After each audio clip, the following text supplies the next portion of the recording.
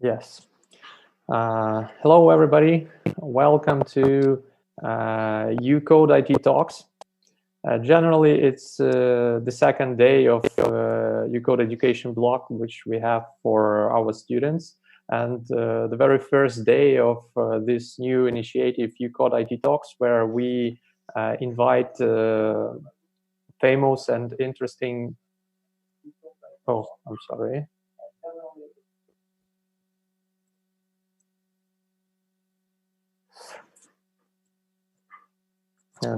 Excuse me, I have some technical things here. Yeah, that's right.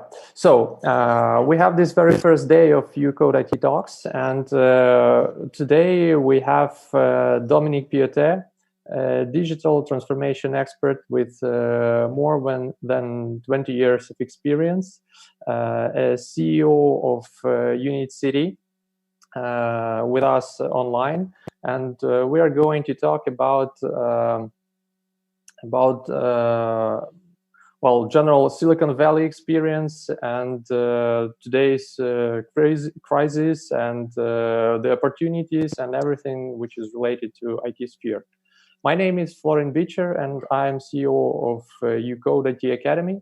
And let's start our discussion. Dominic, could you tell a little bit about yourself? How come that you are here in Ukraine with us?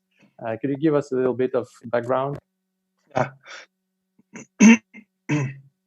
Sure. That's a good question. Well, I started my career in France. The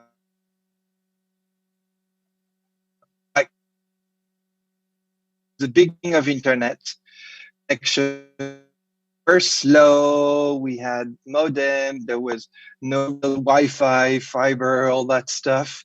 It was kind of the beginning, and I worked for a lot of actually large companies. But then I got a little bit frustrated with France because things were moving. So my friends, San Francisco, Silicon Valley, where they felt France was behind. So, well, I did what actually I think a lot of Ukrainian people are doing, and I think it's too bad now. I think maybe I should have stayed in France and fight for the good thing in France. Decided to go to San Francisco and to move to San Francisco. 2004, and I stayed in San Francisco until I moved to my own companies, growing it, my startup, then selling it, then starting to invest money in startup ecosystem in a fund.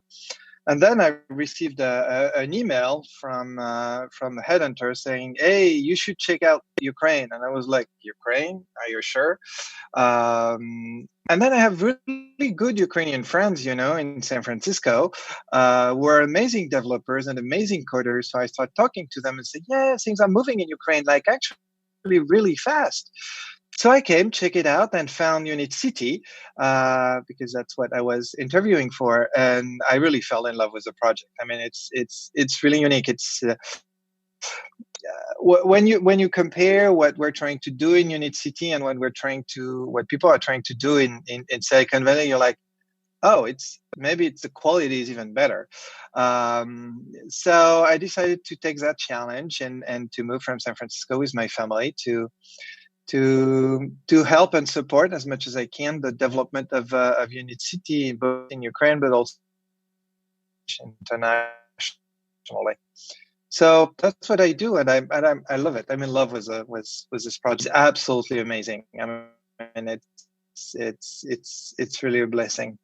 So that's kind of my story. Great. Well, maybe you could tell us a little bit, or what is specific about Silicon Valley that we cannot find elsewhere in the world, and especially in Ukraine? Yes, actually, there's quite a few things about Silicon Valley that you will not find elsewhere in the world, and actually, you might not want to find them elsewhere in the world because it's it's unique, and probably it works only in Silicon Valley. The first thing that is striking when you go to Silicon Valley is you're not really in the US, you are in a bubble. And more than 50% of the CEOs of Silicon Valley companies are not born in the US, they come from elsewhere. More than 50% of those CEOs are either Chinese or Indian. And so basically Silicon Valley is kind of a small world. In its, like, for example, as a French guy going to Silicon Valley, I didn't even have to speak English. I could have been very happy with just speaking French with the French community, because there's a big French community. So Silicon Valley is kind of a very small, condensed place where you basically see the world. The second thing is Silicon Valley is a very risky place, and it's designed for that. Very few companies are going to succeed. Probably 98% of the companies are going to fail, and it's kind of by design, because you build companies and you build competitions, and then you merge companies together, and then you merge companies together, or you merge teams, which mean that companies slowly disappear, and at the end you have Facebook, but there's only one. Or at the end you have Google, but there's only one. And so it's this big machine that tries to build monopolies, or unicorns, as we now kind of mostly call them. And we do only one thing in Silicon Valley. We just do startup, which is okay. But when there's a crisis, it's not really okay, because everybody loses his job. We actually do see it right now. So it's a very dangerous place. It's not a safe, regular place for everybody. And when I mean dangerous, I don't mean dangerous physically. You're not going to die. It's not the war. But it's risky. You might lose your job. You might fail with your company, and it's a very interesting place. Don't get me wrong. I mean, you build amazing companies there, and you have amazing talents. But I think there's also other ways to do it, and in other countries, in France, in Europe, in Israel, they also choose different ways of doing it that are maybe a little bit more sustainable and more connected. So, I think Ukraine, for example, is extremely different. Of course, in Ukraine we have all those amazing IT talents, and thanks to you guys, to UCode, for example, we're going to have even more of them.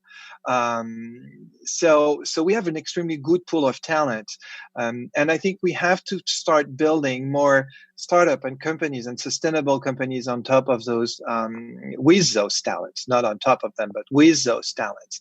And I think that's what's interesting. That's what's fascinating to me, in maybe a more sustainable way than Silicon Valley. Silicon Valley is super, super, super competitive. It's like you make it or you really fail. Do we need that much competition to create really nice, big, beautiful startup companies? I don't know. I'm not totally sure. So yeah, that's kind of what's unique about Silicon Valley. Great. And for our viewers and watchers, I wanted to tell that we have streams, and you can write your questions in comments under the streams on Facebook and on YouTube. And in the end, we'll take some time to ask the best questions that you provide in the comments. So please share your thoughts and ask the questions. And back to our discussion. Well, you've told that Silicon Valley is pretty competitive, and crises happen from time to time. And maybe how Silicon Valley is dealing with the current crisis. What do you think about it? Well, I think it's really hard. I think it's really, really, really hard. Silicon Valley is right now doing not too good.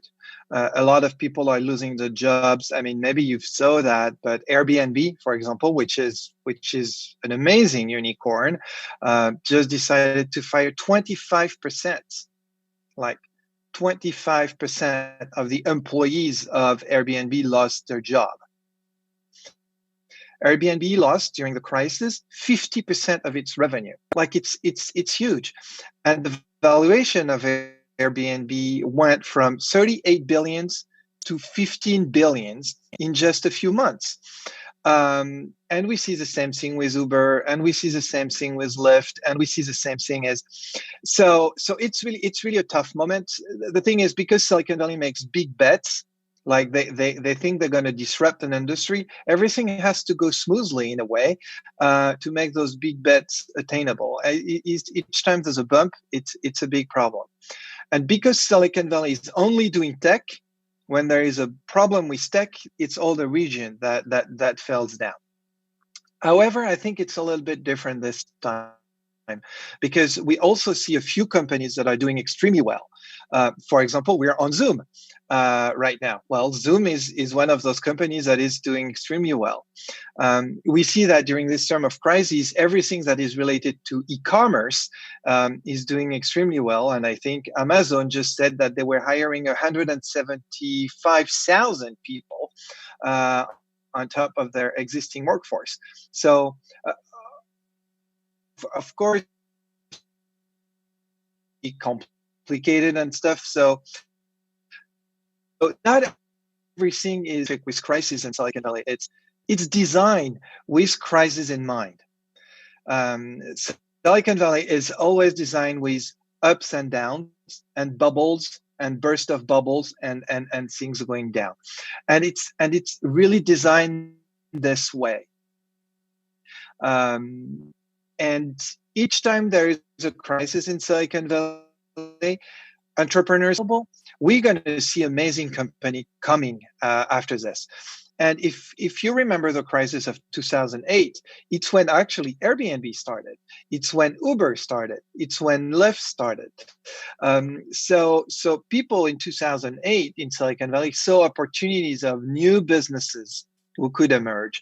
So I wouldn't be surprised to see a lot of new things in terms of remote work, in terms of med tech, so medicine and tech, for sure. We're going to see a lot of interesting companies, a lot of things around, of course, e-commerce, because now e-commerce, even in Ukraine, I mean, I was looking at the numbers in Ukraine. I mean, e-commerce is booming in Ukraine during those crises.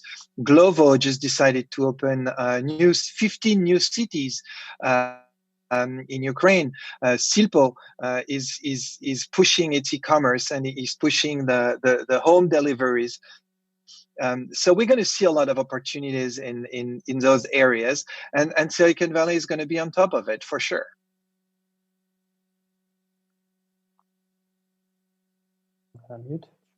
And do we see different types, many of companies that are going to face different impact by this, maybe some distinct areas? Yes. I think, for example, any company any business that is directly impacted by the crisis, the startup equivalent of it is going to be highly impacted. I'm thinking of travel, for example. Travel is going to be a tough one. It's going to be difficult for anybody in the travel industry, and it's normal because, look, we don't travel. I mean, airports are closed. There's no more airlines, actually, and people are going to be afraid of travel. So it's going to come back slowly, and some airlines company are going to disappear. Some hotels are going to close. It's going to be hard for any startup or any tech company in the travel industry for the next few years, because it's going to take events, physical events. Are we going to see a lot of physical events? I don't know. I don't think so. I think it's going to be extremely tough for events in the next few years. So I do see that a few areas are going to be highly impacted. Can you think? Well, we understand that definitely the travel industry is going to be impacted highly with with the things that are happening. Can you see maybe any other opportunities or different like new ways of the satisfaction of this need of people to travel in case there will be like limitations and restrictions for traveling? Well, I think, and you know, we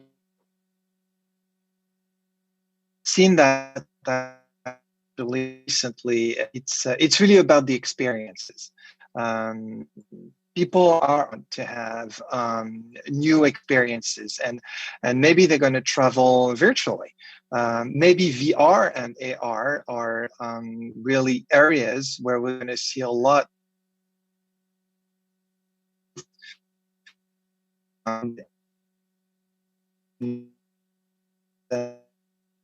That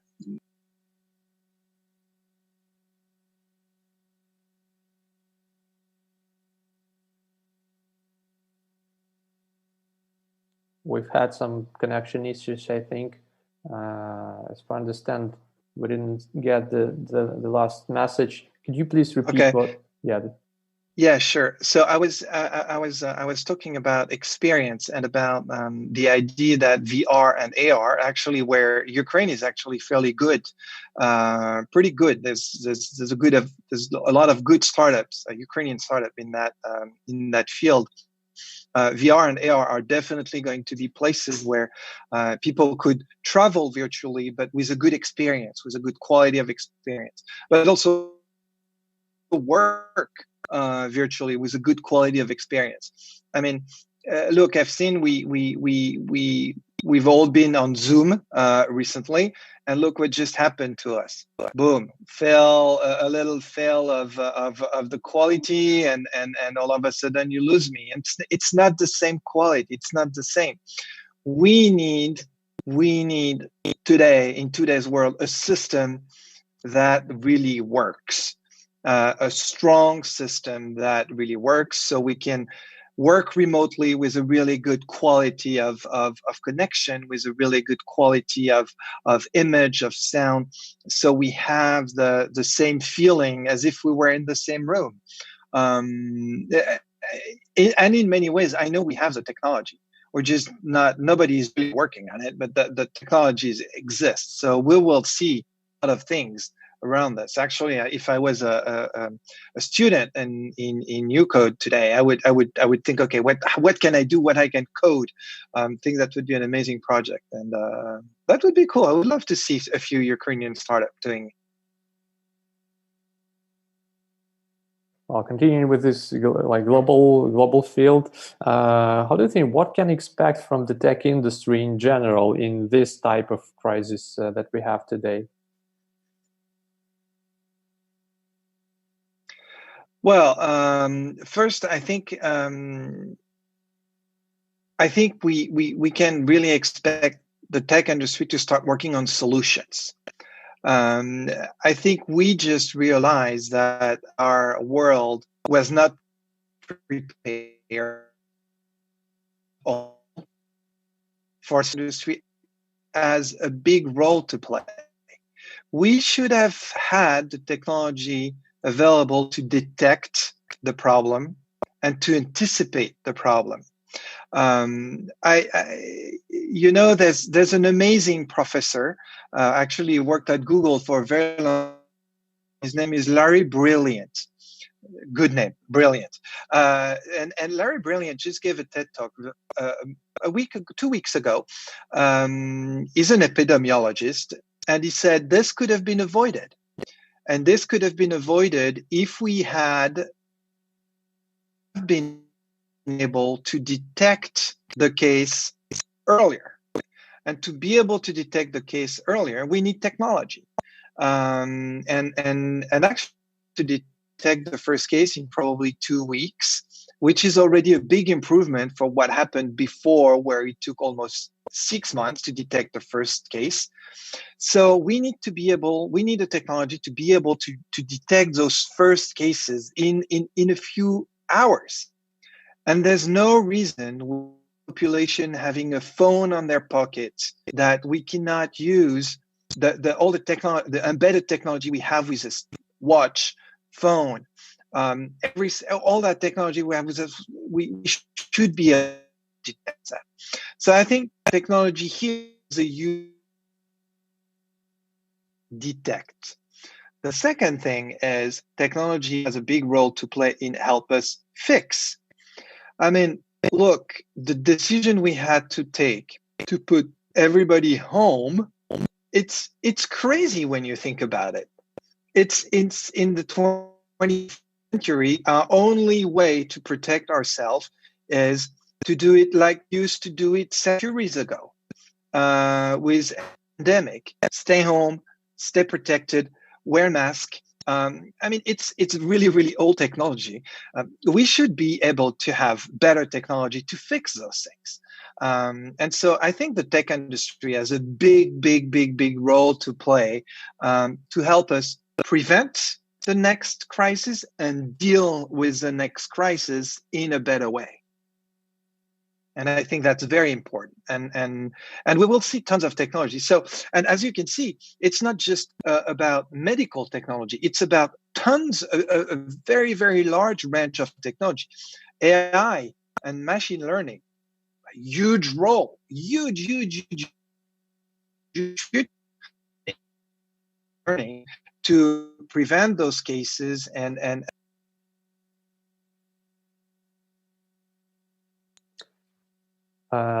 so from what you're talking, I understand that you agree with the term that any industry is an IT, any business is an IT business, and any industry is actually an IT industry nowadays. Well, can you tell something about it?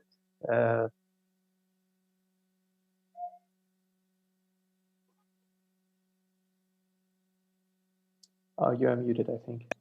Yes, I do. I actually do agree that it's the case. And actually, when you, for example, when you look at the car industry, well, I mean, everybody knows now that Tesla is not a car maker; it's a software maker, and I think that's completely the case.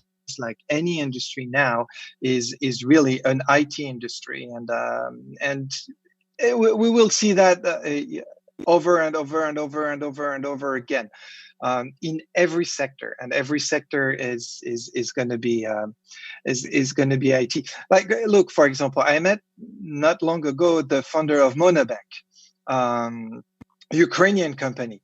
I mean, the guy is an IT guy. I mean, and it's a company that is driven by how do we do good banking on phone. I mean, and the quality of the product is amazing, and I think Ukrainian people should be more proud of that company because it's a really, really cool company. Well, they view themselves as a tech company. They happen to do finance, but they really view themselves as a tech company. And I think if you take that mindset and develop it more, I think we will see really, really cool new businesses, a new way of doing businesses emerge. And Ukraine is in a good position for that. I mean, look, Ukraine is really strong in agriculture. Ukraine is really strong in manufacturing. Ukraine is really strong in IT. Why if we combine all those things together and create really, really strong IT companies?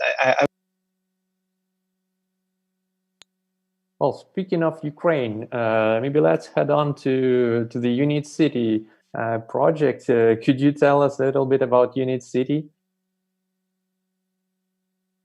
Sure. Yes, I would love to tell you more about UNIT.City. Of course. So UNIT.City is really a smart city dedicated to innovation.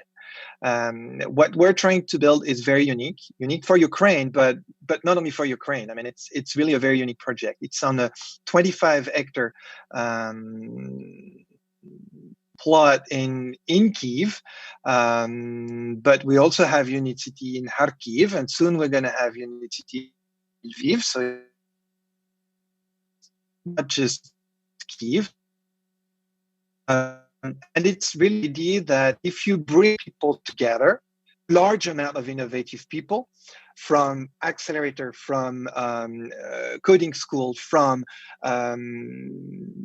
startup, from big companies that are doing innovation. If you bring them together, you're going to create more innovation. It's the idea of Silicon Valley, right? It's you bring talent together and they will create companies, and you don't know how. It's just by serendipity, people bumping into each other and getting ideas together. So we want to achieve that in UNIT.City in a massive way. So 25 hectares, we're going to have more than 20,000 people living and working in UNIT.City.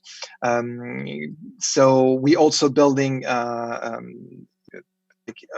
living quarter where people can buy apartments and live with us. And it's about everything you find in a good tech ecosystem. A good tech ecosystem is always combined of a few elements.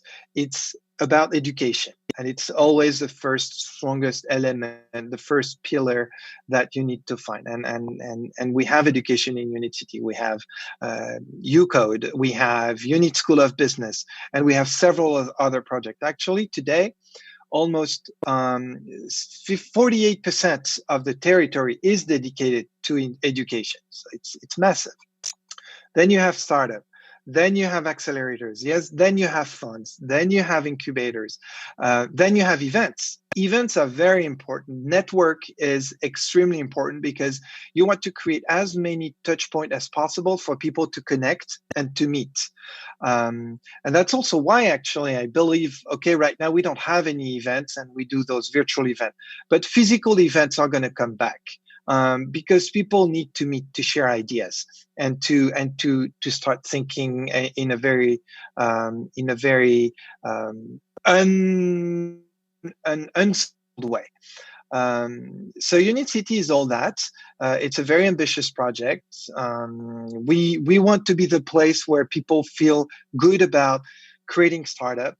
And we want people to stay in Ukraine. We want talent to stay in Ukraine. That's also why we're doing it in Ukraine. It's of course it is connected to the rest of the world, but we want talent to stay in Ukraine. We want Ukrainian people to feel like, okay, there is an amazing place where I can start my company and I can find all the resources I need to create a very successful and connected company. But not only we want Ukrainian people to stay, we want people from the world to come to Ukraine and to feel like, well, this is a really good place to start a company and to start an IT business. So this is the ambition. We're making a lot of progress. Actually, during the crisis, we've been able to continue building. So we are still building, and we're on track. I mean, by 2025, UNIT.City is going to be almost finished, about 80% built, and it's already very impressive. I mean, Jack Ma came last year to visit, and is the founder of Alibaba. So if Jack Ma comes to visit, it probably.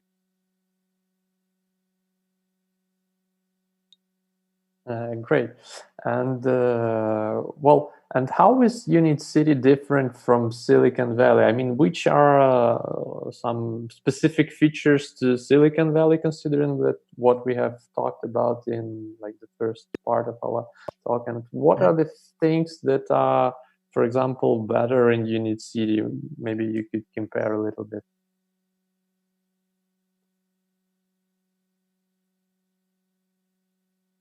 We have some connection issues, I think. Sure. No, sure. Of course. We are not trying to duplicate Silicon Valley. Actually, when we designed UNIT.City, we traveled around the world. I mean, Silvanovich Khmelnytsky and the team behind UNIT.City traveled around the world. The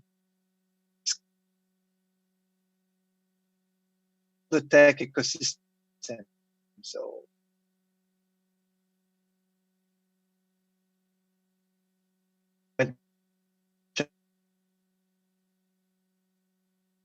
Israel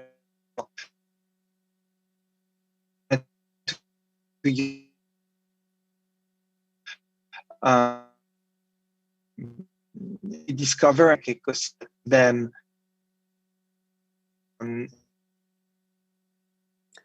I think we have some connection issues. I suppose we might need to start over. Maybe we'll try to... Very unique. Maybe we'll try to switch off the video, I suppose.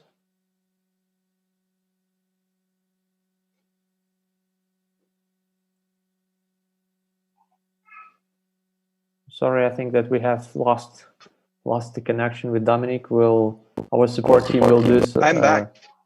Okay. I'm back. Oh, great. So let's continue. I'm back. Sorry, I think.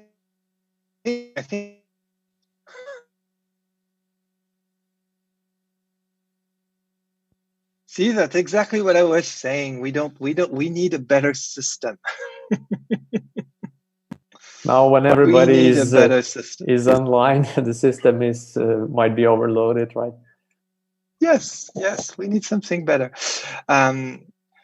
So I don't know where I was, but I was probably talking about UNIT.City and what's different with Silicon Valley.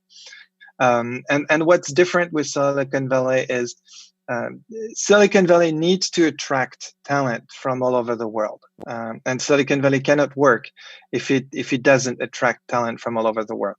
We don't have to do that because we have the talent, which is the strongest asset you can have is good, strong tech talent. So we want to keep that. We also don't want to do that. How do I say that? It doesn't have to be the same competitive environment. Silicon Valley is about money, and Silicon Valley is about building unicorns. Silicon Valley is about building company fast to sell them fast. I believe that there are other ways to build companies, and actually we see that in France, we see that in Israel, we see that in China, we see that, for example, for Alibaba very clearly. And actually, it's a message that Jack Ma shared with us: is why don't we build company to last? Why don't we build company to have a longer impact? And I think that's also what we're trying to achieve in UNIT.City, is to build something that is not to make money quickly, but actually to have an impact that lasts. And I'm starting to see that over and over. I'm thinking of actually a Ukrainian company that is very successful in the US, which is PetCube. And PetCube is not really a startup anymore. I mean, they started 7 years ago, when you think about it. And 7 years ago, and they took their time to build a business, to get a great design. They just got again to Red Dot award design for PetCube. I mean, so you see that there is a different model of companies that we could take time to build and that are here to last. And I think that's a better model than the Silicon Valley model, where you have to build super quickly to make money and to sell the business and to move on to the next one and sell the business again. And until you got, of course, the Facebook and but Facebook today is very criticized, for example. I mean, and there's a lot of people who are saying, well, is Facebook really that nice? Is it such a nice company? Are they doing such good things for the world? We could debate that.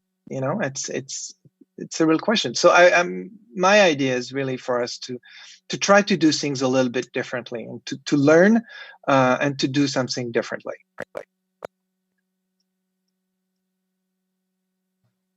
How do you evaluate the environment in Ukraine today for the new for the new company, for example, a new unicorn to appear? Is it vital, or how do you think?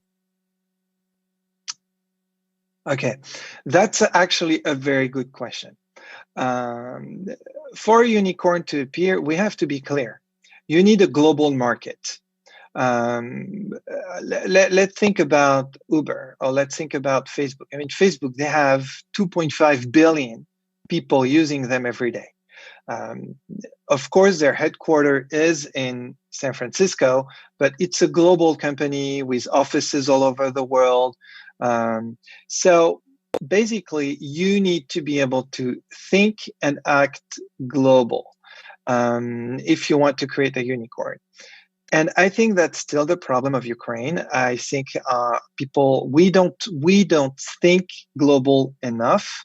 And when we think global, or when we think about other market, we're like, oh, we're going to open the US. Well, in fact, we're going to all move to the US.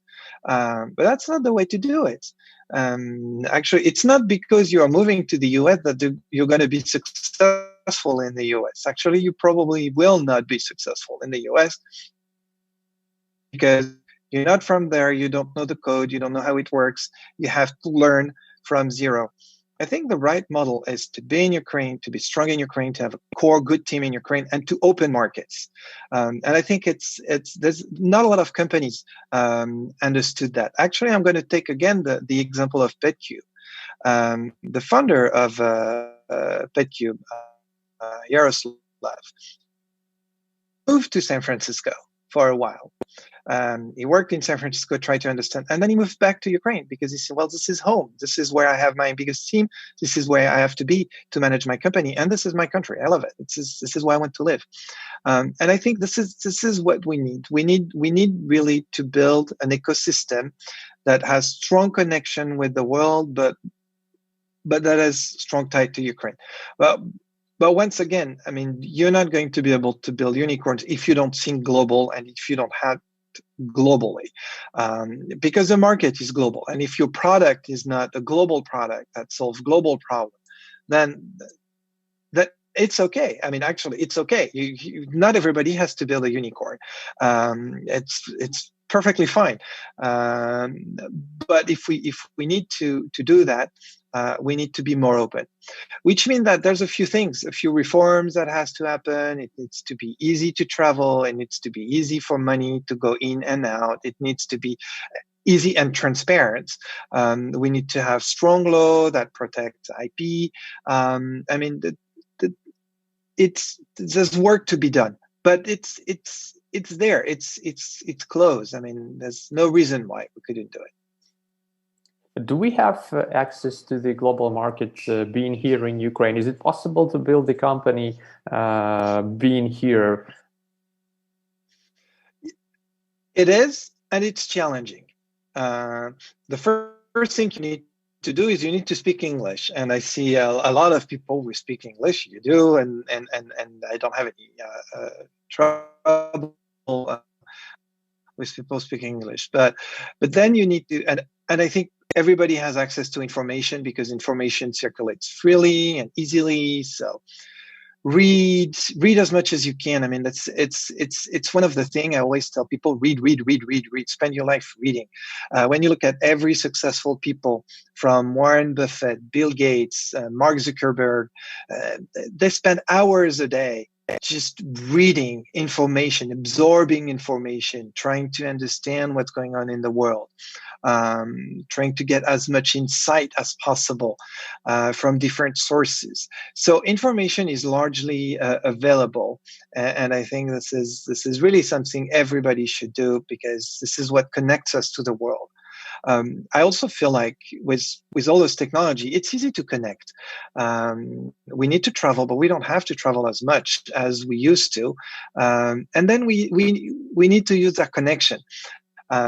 It's interesting. For example, in Kyiv, we just started something called La French Tech, which is the French label around the world for the French tech community.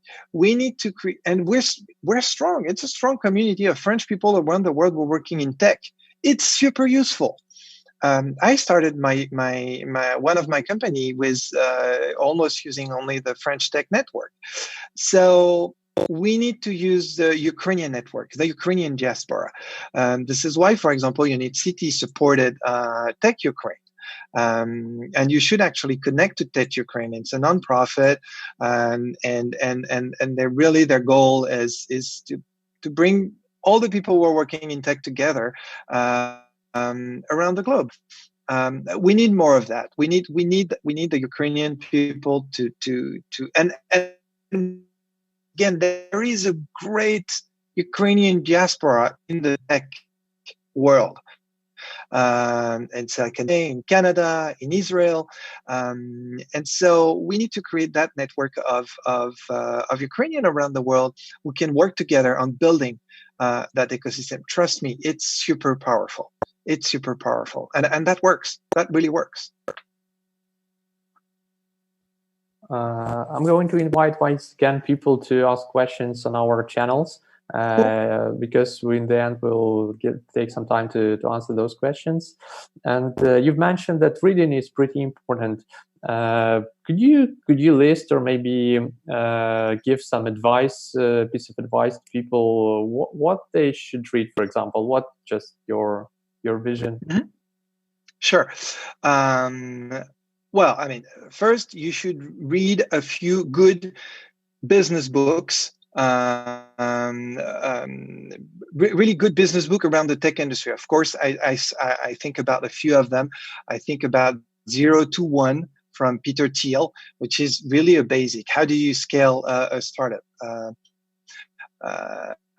You should read Hoffman. Forgot the title of his book, but it's Blitz scaling from Reid Hoffman, the founder of LinkedIn. You should read Good to Great from Ben Horowitz. Well, there's a few, and that maybe I'll do a post. We'll talk about those books, and we'll do a post to follow up on that. So you should definitely read those. You should read a few good books on how to be a good businessman.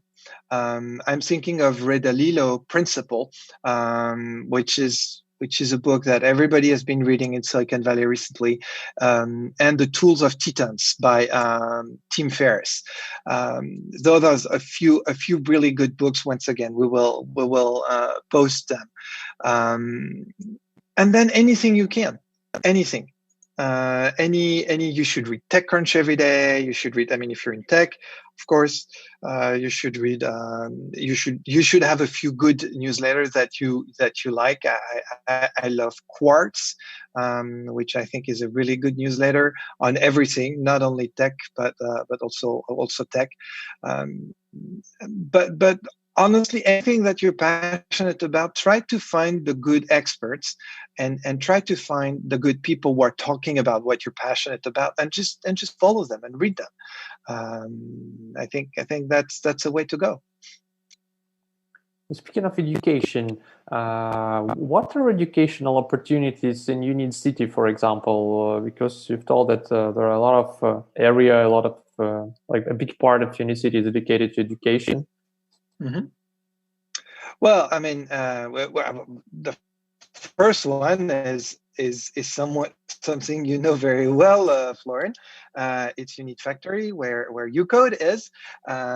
So it's our coding school, and honestly, I think it's one of the most. I mean, it's one of the most fascinating place to me in UNIT.City because first it's beautiful and it's an impressive place, but it's also the methodology that is really interesting. It's a completely new way of learning how to code.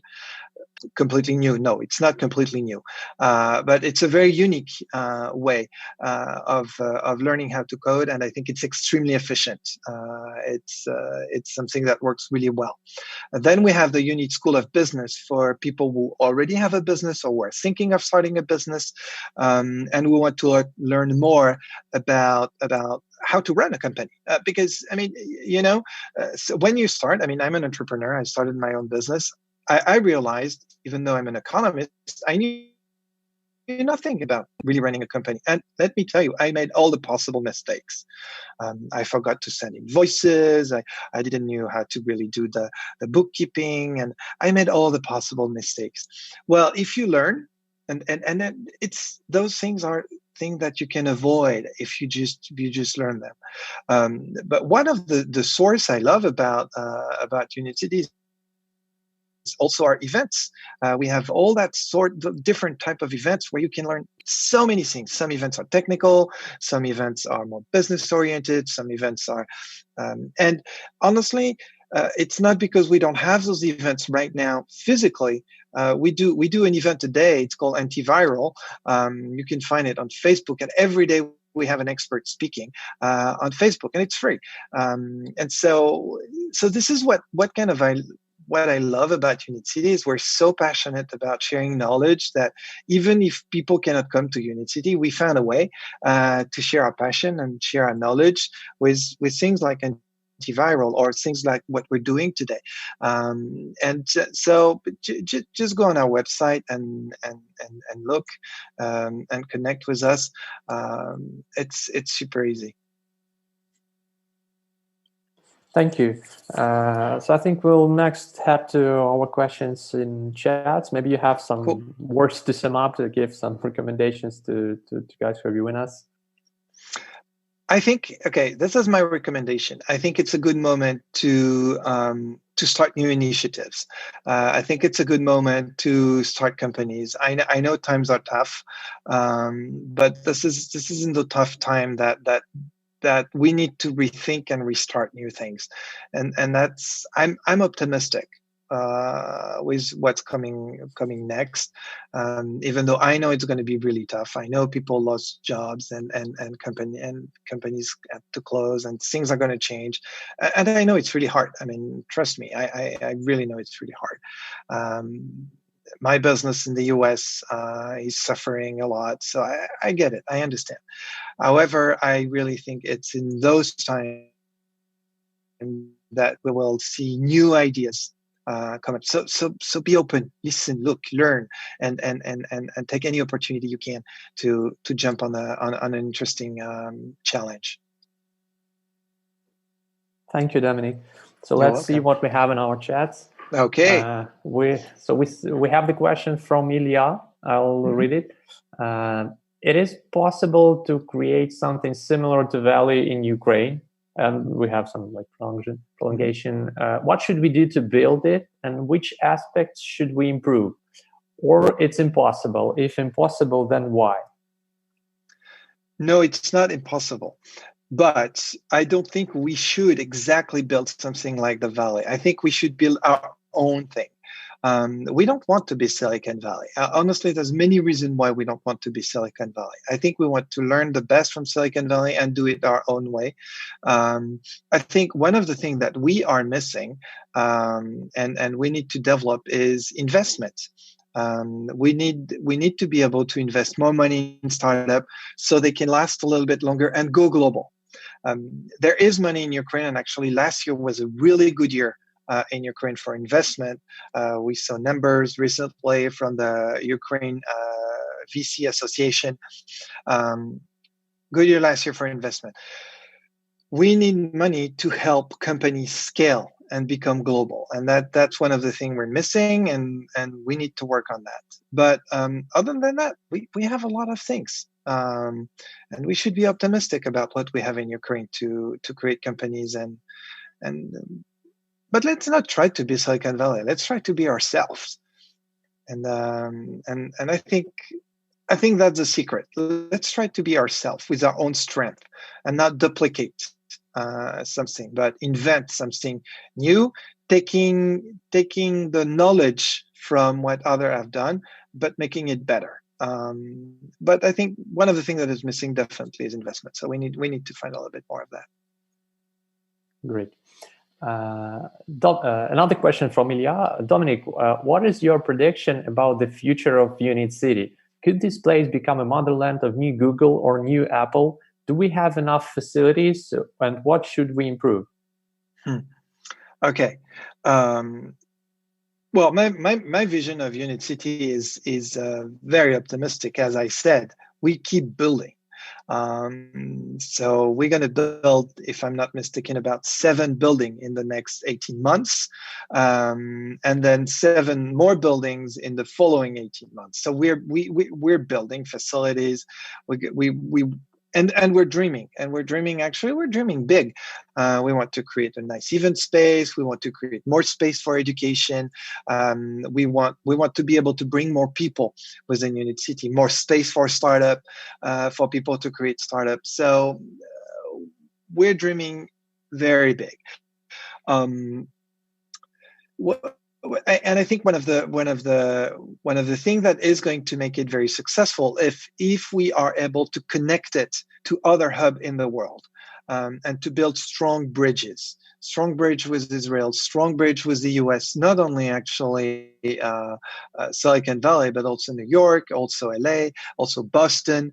Of course, with the rest of Europe, with London, with France, with Germany, with Barcelona, big tech hub in Barcelona. And you know, for example, let's talk about Barcelona for a second. There's already 3 or 4 companies in UNIT.City who have their headquarters in Barcelona, who love working with Ukraine, and it's easy. There's a direct flight almost every day.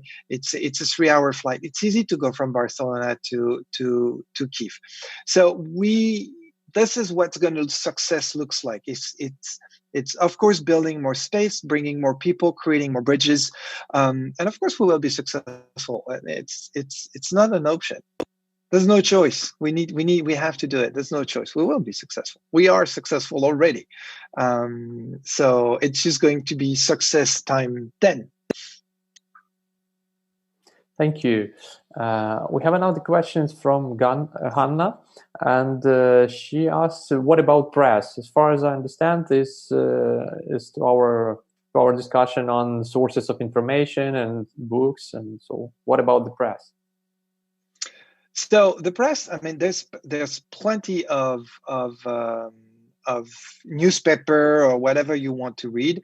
I have a few favorite. My favorite magazine ever is called Wired, and actually there's a few editions. There's a European edition, there's a UK edition, there's a US edition. I recommend the US edition of Wired. It's extremely good. Once again, I recommend TechCrunch. I think it's one of the best. But then, I mean, press is tons of things you can read. We'll make a little list for you, and we'll share it. And we have another question from Elena. What do you think on starting your own business? What is more important, to have startup capital or just courage and bravery? Courage and bravery, for sure. Courage and bravery. And no, I mean, look, it's not only courage and bravery. I mean, if you don't have courage and bravery, don't start it. It's what you have to have is a vision and be on a mission. But you have to have a clear vision of, this is what I want to build, this is what it's going to look like, and this is why I'm building it. Actually, you should really watch that video from Simon Sinek called Why. And if you don't have the why do you want to do it? Then don't do it. You know, starting a company is it's tough. And you have to know why you do it. For example, if you do it for the money, you're going to fail, because you shouldn't start a company for the money. If you want to make money, become a lawyer, become a banker, become whatever. You're going to make a good living. It's going to be fine. So never start a company because you want to make money. Start a company because you want to solve a problem. And because you have a why, something that is almost bigger than you, that makes like you have to do it. There is, I mean, and actually, there's a lot actually you can learn from anybody who has started a company. But start with Simon Sinek. Why? Once again, we will put the link of the TED Talk of where he really explained for people the why of Apple, and why is Apple a very different company? Is Apple just selling super expensive phones? no, there's something bigger behind us, and this is what we have to understand. What you have to understand when you start a company. But definitely, if your company is good, first it's going to be tough, and two, at one point you will find money to finance it. But having just money is just not enough. Or not even, shouldn't even be the beginning. Thank you so much for the answers. I think we are running out of time now, so I want to thank you on behalf of our audience and myself about such a thoughtful discussion. I think that we have heard some things that we might acknowledge and face the new reality that is going to be in this new changing world. So thank you, Dominic, very much for your time. And thank you, guys. For everybody else, I want to say that we are going to have a lot of interesting speeches also today. The next one is at 11:30 with Alexander Konatovsky, the founder of Ajax Systems company, the product company, actually the big Ukrainian company. And I really invite you. Hey, look, guys. This guy is one of my favorite. Is amazing. So much from him. Honestly, I saw him at the IT Arena last year in Lviv. I had the chance to have a few conversations with him. He's amazing. Stay. Great. Thank you very much, Dominic. Have a good day. Have a good day, everybody. Goodbye. Bye, guys.